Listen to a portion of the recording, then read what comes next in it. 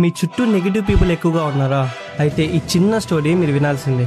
ఒక కప్పల గుంపు అడవిలోకి వెళ్తుంటే ఆ గుంపులోని 2 కప్పలు చూసుకోకుండా ఒక పెద్ద గుంతలో పడిపోతాయి. అది చూసిన మిగతా కప్పలు వీటి వైపు జాలీగా చూస్తూ మీరు పైకి ఎగరలేరు, మీ వల్ల కాదు అని అంటాయి.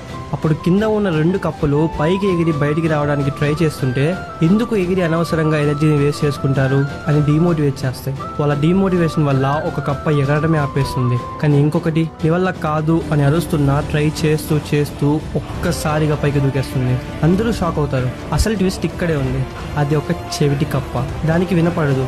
ఆ చెవిటి కప్ప అందరూ నన్ను ఎంకరేజ్ చేస్తున్నారు అనే ఫైర్లో ఎగిరేస్తుంది. కానీ ఇంకొకటి వాళ్ళ నెగిటివ్ మాటలకి ఇన్ఫ్లుయెన్స్ అయ్యి అలానే ఉండిపోతుంది. మన లైఫ్లోని నెగిటివ్ పీపుల్ కూడా ఇంతే. నువ్వు చెయ్యలేవు, నీ వల్ల కాదు అని అంటూనే ఉంటారు. వాళ్ళ వర్డ్స్తో ఇన్ఫ్లుయెన్స్ అవ్వకుండా దాన్ని ఒక డ్రైవింగ్ ఫోర్స్లా తీసుకోండి.